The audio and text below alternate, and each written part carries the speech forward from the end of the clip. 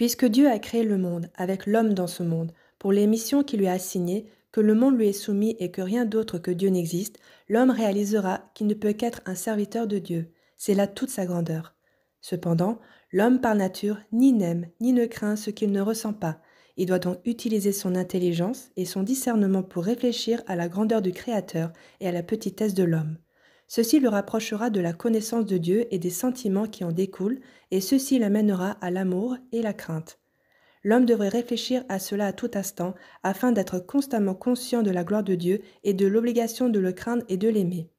Cependant, l'instant le plus propice à cela, c'est le moment de la prière, quand l'homme se tient devant son Créateur et déverse son cœur, quand il se lie à Dieu pour recevoir ses bénédictions. Voir à ce propos dans Décret numéro 13. Une autre façon de se lier à Dieu, pour l'aimer et le craindre, c'est d'imiter ses façons d'agir et de les étudier. Ceci influencera l'homme et l'amènera à aimer et craindre Dieu, comme il est écrit dans Deutéronome chapitre 8 verset 6, « Tu préserveras les commandements de l'Éternel ton Dieu pour marcher dans ses voies et le craindre », ou encore dans Deutéronome chapitre 10 verset 12, « Marcher dans toutes ses voies et l'aimer ».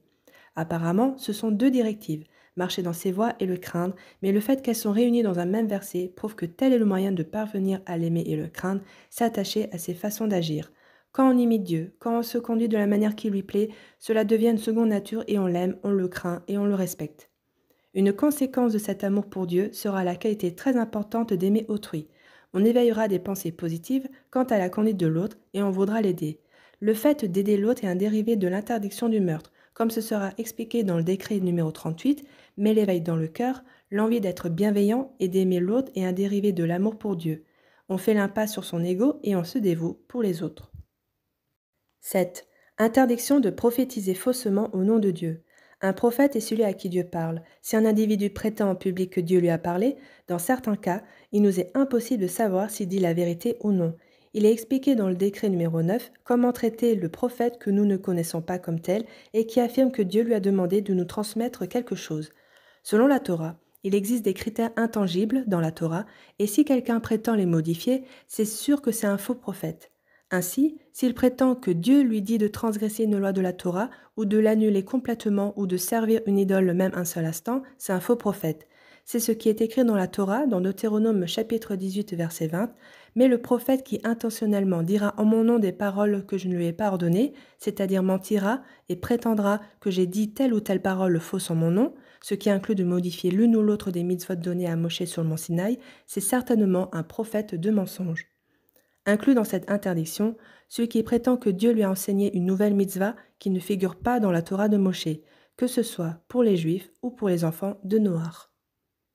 8. Interdiction pour un enfant de Noach de prophétiser au nom d'une idole. Ceci implique aussi celui qui influence les autres à pratiquer l'idolâtrie ou à transgresser une mitzvah de la Torah, aussi bien un juif qu'un enfant de Noach. Ceci implique qu'un enfant de Noach n'a pas le droit d'écouter ou d'accepter les fausses prophéties ou les incitations de gens à pratiquer l'idolâtrie, que ce soit des paroles fausses prétendument prononcées par Dieu ou des paroles qu'ils attribueraient à une idole, ou encore d'inciter les gens à commettre des actes interdits. Quiconque prophétise au nom d'une idole et prétend que l'idole ou l'étoile ou toute autre force lui a demandé de faire ceci ou cela, c'est un faux prophète. Même s'il demande de faire ou de ne pas faire quelque chose de permis, ou même s'il ne fait que prédire l'avenir en effectuant un miracle, comme preuve de sa vérité, il est interdit de l'écouter car cela fait partie des stratégies de l'idole. Même s'il s'agit de choses permises, s'il prétend que cela provient d'une idole, il est en fait en train de donner une force à cette idole, comme si elle avait la capacité d'ordonner ou de prédire, et par cela même, c'est de l'idolâtrie. C'est ce qui est écrit dans la Torah, dans Deutéronome chapitre 13, versets 2 à 6. S'il se lève en ton sein un prophète ou un rêveur, qu'il te donne un signe ou un prodige, et que ceux-ci se réalisent, puis qu'ils te disent « Allons après d'autres divinités que vous ne connaissez pas ou que vous ne savez pas, et adorons-les », tu n'écouteras pas les paroles de ce prophète ou de ce rêveur, car c'est Dieu qui vous met à l'épreuve pour déterminer si vous aimez l'Éternel votre Dieu de tout votre cœur et de toute votre âme.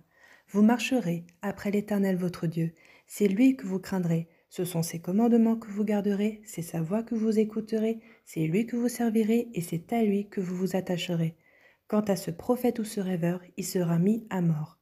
Que ce soit le prophète qui répète des paroles fausses au nom de Dieu, en particulier en suggérant de transgresser ses commandements, ou celui qui parle ouvertement au nom d'une idole, c'est le même cas. Tous deux sont dans le mensonge et c'est pourquoi ils sont tous deux appelés prophètes de mensonge.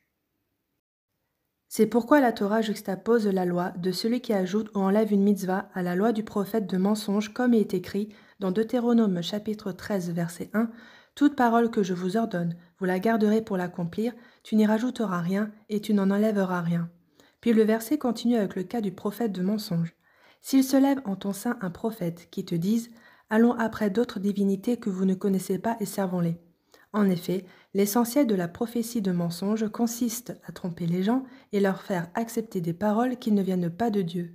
Dieu a déjà fait connaître ses commandements à Moshe sur le mont Sinaï et a promis de ne jamais les modifier et de ne jamais changer d'avis. Or maintenant ce faux prophète prétend que Dieu aurait changé d'avis comme si, Dieu préserve, il aurait dit des mensonges à Moshe et à nous dans sa Torah. C'est pourquoi ils sont tous appelés prophètes de mensonges. Celui qui prétend parler au nom de Dieu, en fait, parle en son nom propre, et ainsi se considère comme une divinité qui parlerait au nom de Dieu.